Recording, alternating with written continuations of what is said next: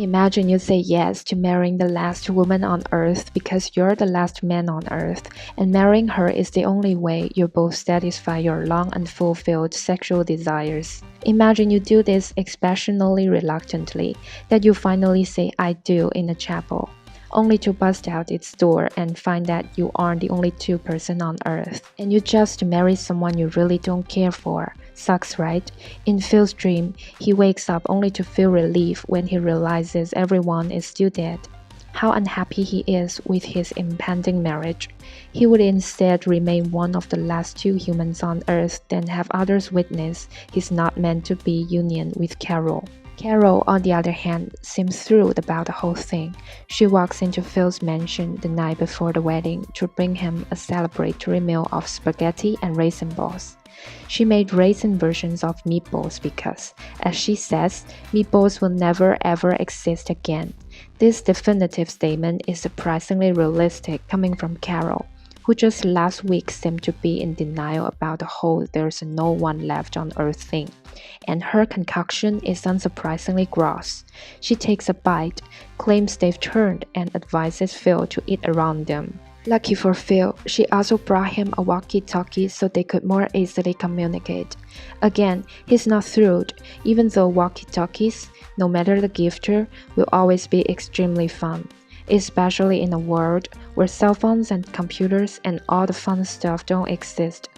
The relationship runs the risk of coming off as too one-sided. He's consistently disapproving of all things Carol.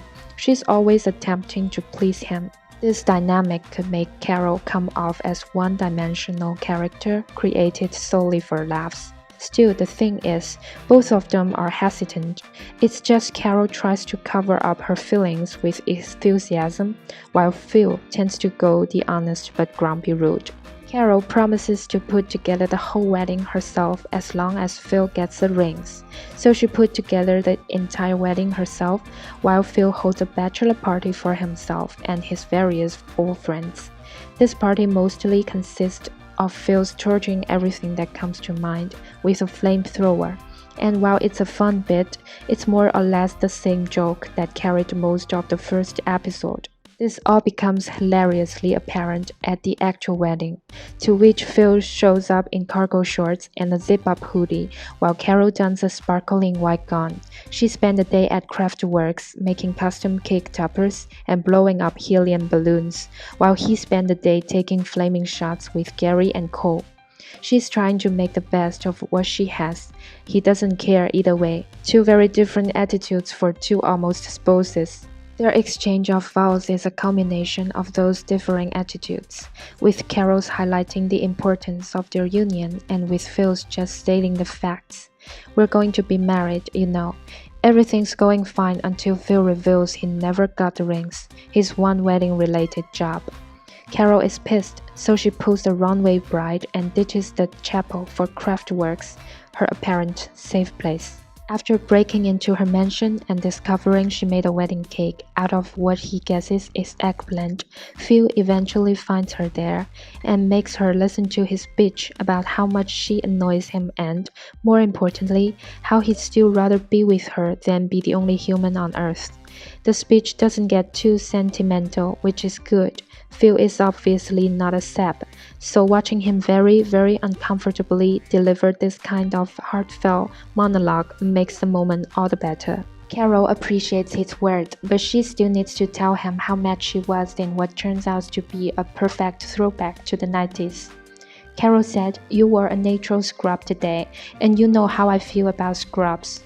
Phil replied, "You don't want, no?" Carol shows him the pillow she's been working on, which features the word scrub crossed out. And from here on, the odd couple becomes somewhat of an average couple.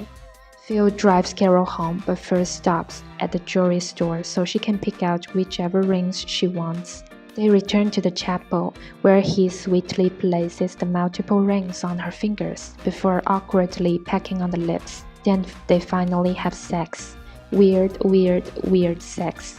Outside of an obviously terrible sex life, Phil and Carol find that marriage life isn't too bad. Carol's passionate commitment to their unity also means that she's more willing to accept Phil for who he is and join him on his destructive rampages and mention racquetball games. It feels good to see Carol open up like this and for the two to connect the most they have so far, but just as Phil admits their marriage is surprisingly tolerable.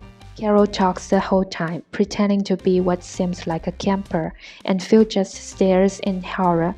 Then they finish, and Carol winds down by popping open a can of beans. After I do nasty, I have to have some beans, she explains, totally normal. The next day, Carol finds Phil playing racquetball in his foyer. As soon as she opens the door, he sets off a lecture about how this is what he does and she has to get used to it. She lets him finish and then tells him she just came back to ask for a second racket. With that, they're back to normal couple mode. Later on, they have sex, and she stays silent. Well, mostly, she tells Phil she's being quiet, and then she joins him in his parking lot. Fire-filled exploits. They laugh, they play.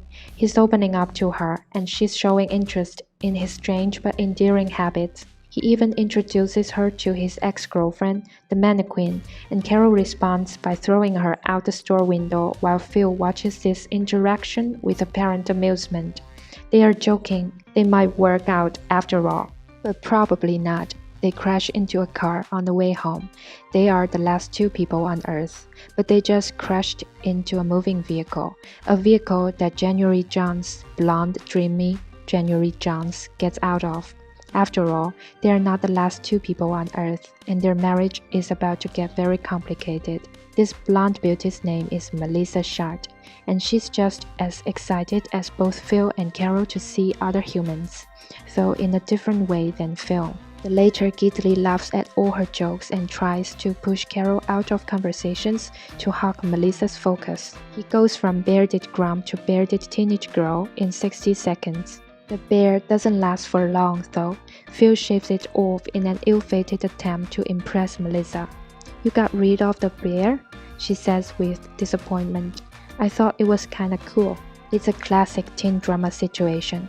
Boy likes girl, boy changes for girl. Girl turns out to prefer the boy just the way he was, except for Melissa's lack of enthusiasm regarding his transition from having a bearded to a clean-shaven face seems to be purely based on style preference, not romantic attraction. Phil's effort to woo her don't stop though. He gets visibly embarrassed when Carol tells Melissa about his habit of turning pools into toilets and later agrees with everything Melissa says at dinner. She reveals her unsexy last name once again, Shard. He calls it beautiful. She says she likes resourceful, manly men. He claims he is one, but obviously he's not. His schoolboy crush is a refreshing reminder that despite his apathy toward all things Carol and life in general, Phil does have feelings. Sure, he might revert to adolescence when he showcases them, but he has them. While he is trying to flirt away, Carol's hell-bent on making their marriage work. She tries to get him in bed, saying that she feels like she's cheating because Phil's new look makes him seem like a different man.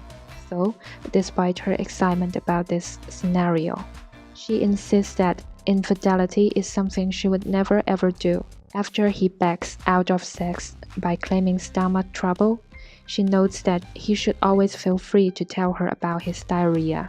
Two very romantic, very different approaches to repairing a marriage. The diarrhea conversation in particular has an effect on Phil, but not a pleasant one. He dreams of Melissa leading him through an empty, airy house and eventually guides him to Carol, who's sitting on the toilet thanks to a bout of loose stool. The joke isn't that he's sickened by the thought of Carol pooping, although he probably is, but that his could-be sex dream about Melissa turned into a much more mundane dream about being comfortable with his wife.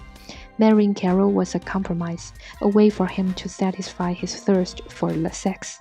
And the presence of a new woman to whom he's genuinely attracted keeps reminding him of that compromise again and again.